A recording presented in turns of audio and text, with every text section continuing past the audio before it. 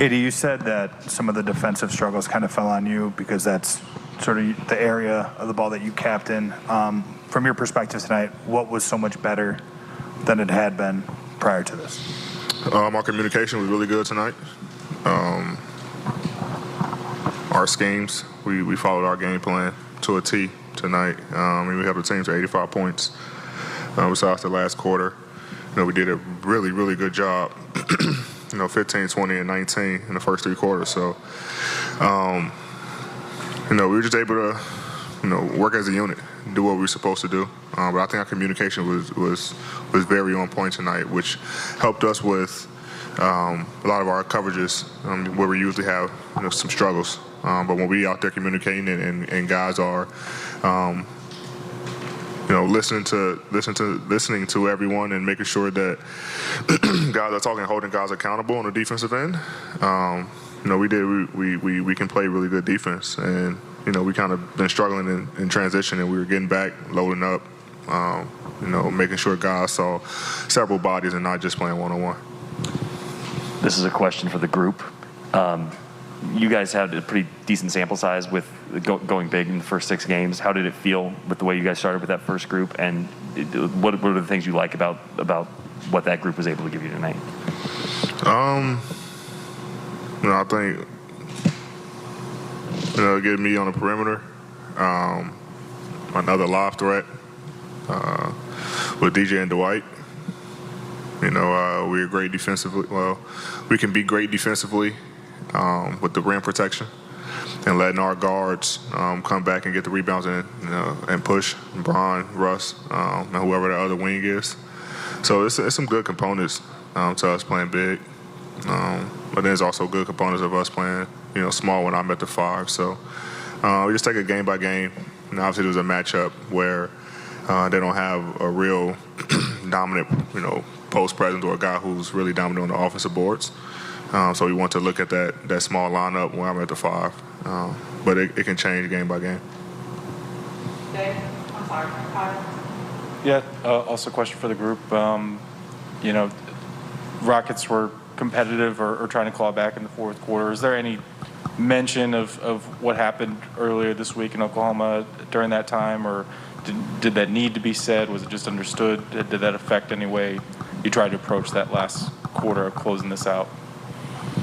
We didn't score the ball. We scored 20 points. We just got to do a better job of scoring. And then when you play in a team like that, them guys are, everyone is looking to score. And so they're going to make shots, obviously, but we got to make sure we score too. We can't score 20 points in the fourth quarter. And then our defense kind of slipped a little bit. That was really it. We do our job scoring, knowing that, when the team is down, they have no conscience. They're going to go out there and shoot the basketball. And against us, shots go in. So we got to be able to score as well. LeBron, when Melo moved past Moses, you said that he just was playing with a great flow and rhythm, and it seemed like he's done that a few times since then. What about the way he fits with you and AD and the rest of the other pieces allows him to kind of make the game easy? I'm not suggesting it's an easy game to play, but he seems to be just finding himself in the right spot at the right time. As the playmakers of this team, myself, AD, and Russ, it's our job to get our guys great looks, where all they have to do is catch and finish or catch and shoot.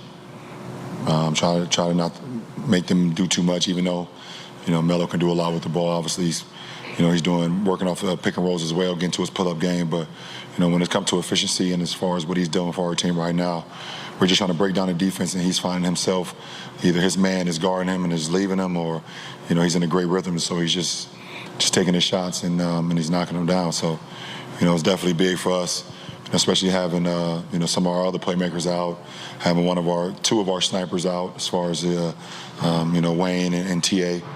So Melo have definitely stepped it up from the perimeter, for our perimeter shooting.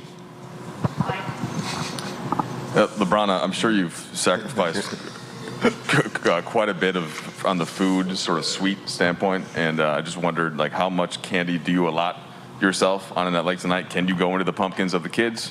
How does that work? No, I don't even cross it.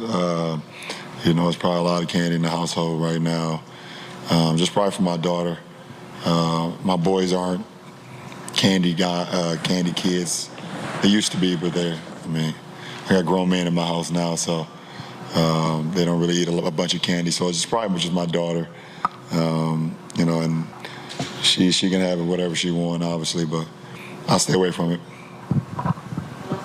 Hey, LeBron, at age 36, do you sometimes surprise yourself with what you're able to do, like that backwards two-handed slam dunk? And then also, did tonight just feel like Lakers basketball, like more fun than it's felt so far this season?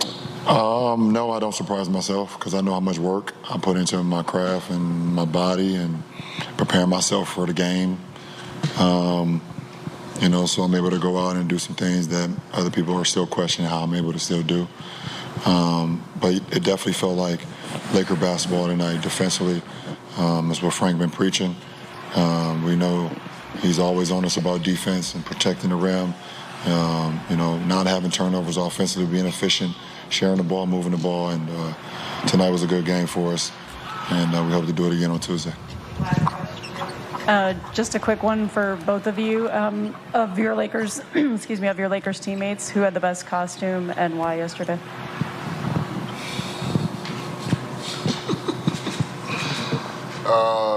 For me, the best costume. I